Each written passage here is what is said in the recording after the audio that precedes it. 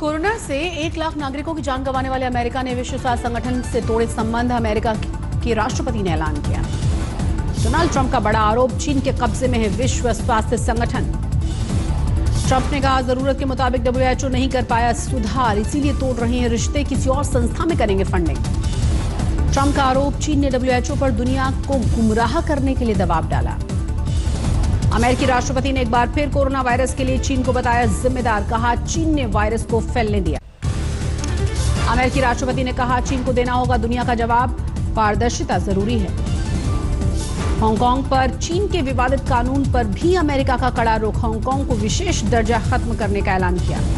Trump ने कहा, राष्ट्रीय सुरक्षा के नाम पर हांगकांग की आजादी छीन रहा है चीन। ट्रंप ने चीन पर लगाया चोरी और जासूसी का भी आरोप, कहा चीन से आने वाले संदिग्ध विदेशी नागरिकों की एंट्री रोकेंगे। चीन की कंपनियों पर भी अमेरिका कसेगा शिकंजा। ट्रंप ने कहा, चीन की कंपनियों की हरकतों पर नजर है।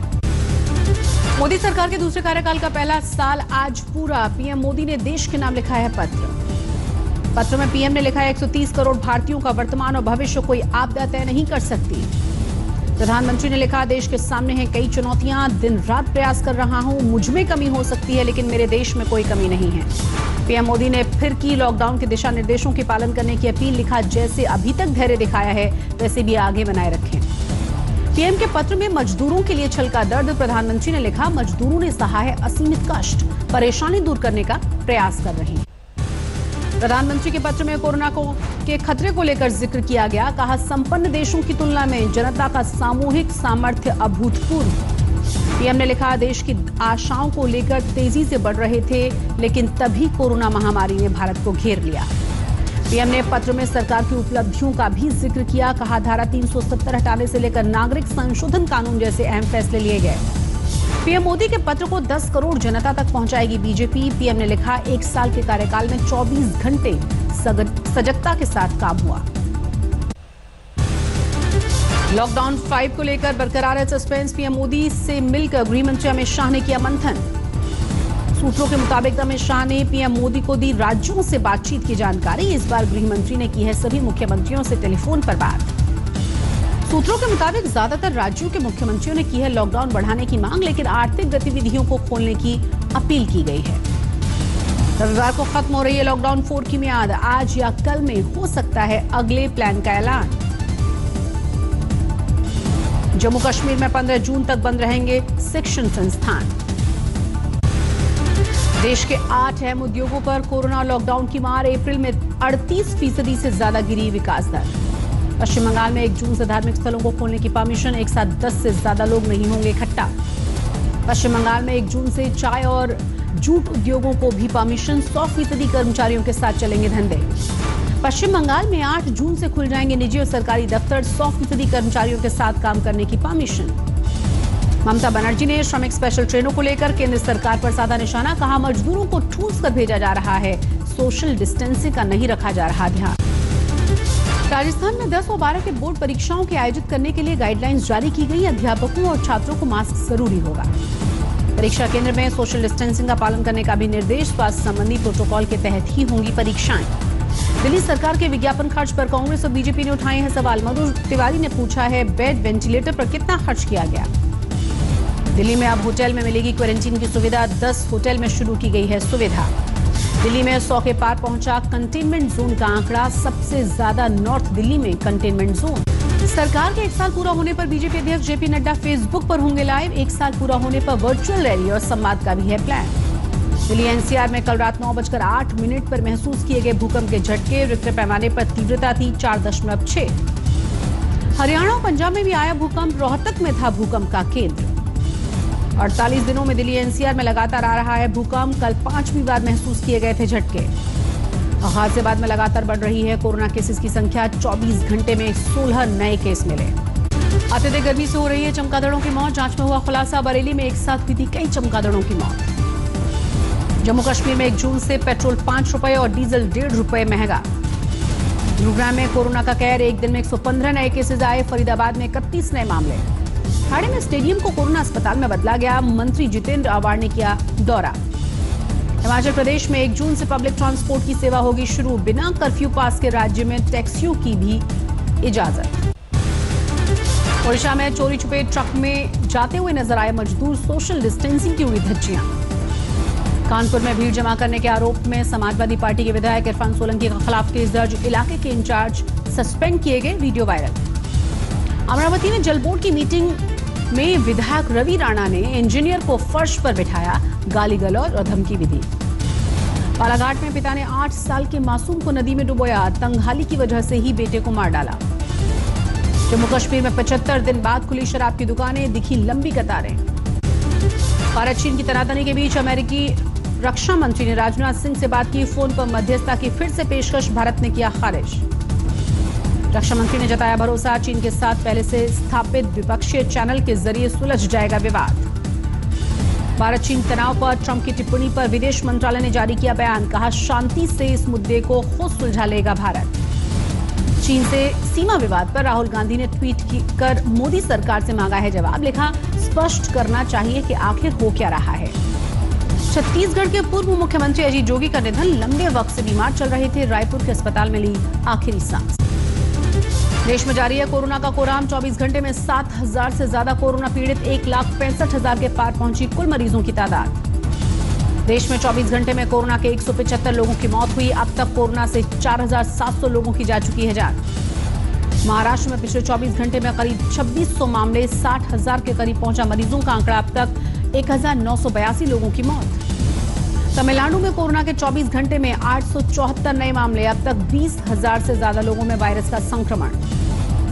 दिल्ली में बेलगांव हुआ कोरोना, 24 घंटे में 1100 से ज्यादा नए मामले, अब तक 17,000 से अधिक कोरोना के केसेस। जमात के आयोजकों के खिलाफ सीबीआई ने खोली है फाइल, विदेशी फंड और अवैध लेन देन की शिकायत के बाद शुरुआत की है जांच। दिल्ली से सटे हरियाणा की सीमाएं फिर से सील, गुरुग्राम दिल्ली बॉर्डर पर लगा लंबा जाम, घंटों परेशान रहे लोग। दिल्ली हाईकोर्ट का केजरीवाल सरकार को निर्देश, ऑटो रिक्शा, ई रिक्शा, ग्रामीण सेवा को 10 दिन के भीतर 5,000 का मुआवजा दें। मुंबई में 35,000 के पार पहुंचा कोरोना का केस, अब तक 1100 से ज्यादा लोगों की जा चुकी है जान। 24 घंटे में महाराष्ट्र पुलिस के 116 जवान संक्रमित, 3 की मौत हुई, अब तक 25 पुलिस कर्मियों की जा चुकी है जान। देश के मशहूर एस्ट्रोलॉजर बेजान दारूवाला का निधन, कोरोना के लक्षण के बाद गांधीनगर में चल रहा था इलाज। उत्तर प्रदेश में 7,000 के पार पहुंचा कोरोना का मामला, अब तक 197 लोगों की जा चुकी है जान। यूपी में प्रवासी मजदूरों को रोजगार देने के लिए योगी सरकार का मेगा प्लान, करीब 9.5 लाख प्रवासी श्रमिकों को मिलेगी नौकरी।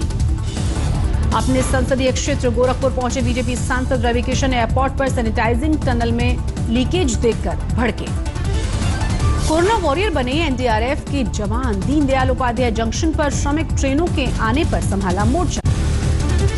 बिहार लौटे प्रवासी मजदूरों के लिए समस्तीपुर में चलाया जा रहा है ट्रेनिंग प्रोग्राम, क्वारंटीन पूरा होने के बाद रोजगार के लिए बनाया जा रहा है हुनर मंच।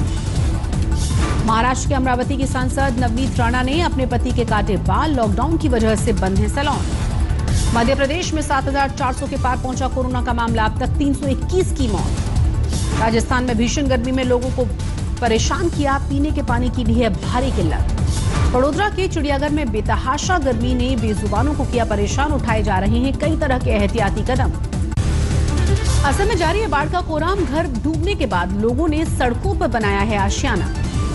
उत्तराखंड के बद्रीनाथ में बारिश के बाद सर्द हुआ मौसम, अलाव जलाने की आई नौबत। 1 जून को केरल में दस्तक देगा मॉनसून, मौसम विभाग ने जताया है अनुमान। इंटरनेशनल पीसकीपर डे पर यूएन में भारतीय सेना की मेजर सुमन गवानी सम्मानित।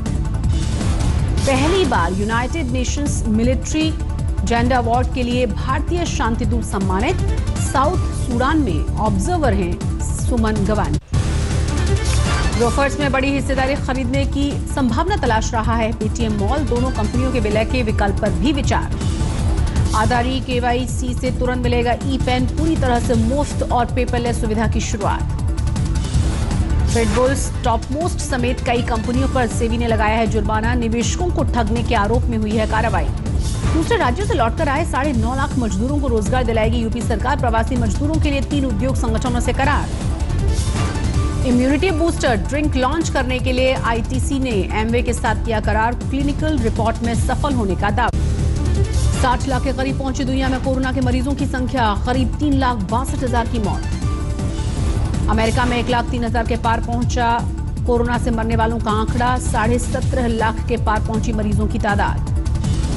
कोरोना संकट के बीच ब्रिटेन के पीएम ने किया लॉकडाउन में ढील का ऐलान। सोमवार को 6 लोगों के ग्रुप आपस में कर सकेंगे मेलजोल और मुलाकात। फ्रांस में भी लॉकडाउन में ढील की अगली किश्त। बार और रेस्टोरेंट खोलने की दी गई है परमिशन। फ्रांस में कोरोना महामारी के बीच सड़कों पर उतरे डॉक्टर, स्वास्थ्यकर्मी। हेल्थ सिस्टम में सुधार की मांग को लेकर सरकार के खिलाफ हल्ला बोल।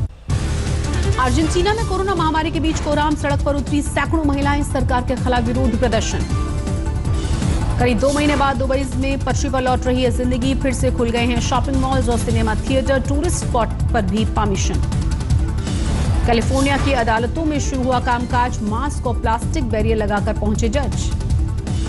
न्यूयॉर्क में सैलून खुलने को लेकर बवाल। पुलिस ने बंद कराया तो विरोध में सड़कों पर उतर आए लोग। अमेरिका में पुलिस के खिलाफ लोगों का उग्र प्रदर्शन। पुलिस कस्टडी में अफ्रीकी अमेरिकी मूल के शख्स की मौत के बाद हुआ बवाल। कोरोना संकट के बीच हांगकांग में फिर से शुरू हुआ हिंसक प्रदर्शन। सुरक्षा कानून लागू करने के प्रस्ताव को लेकर नाराजगी।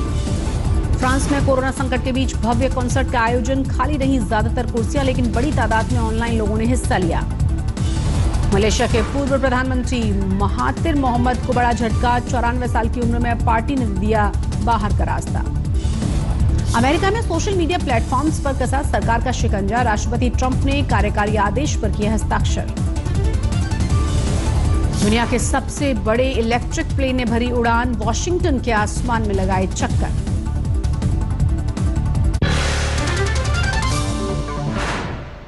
नमस्कार, मैं हूं अंजना ओम कश्यप। हमें उम्मीद है ये वीडियो आपको पसंद आया होगा।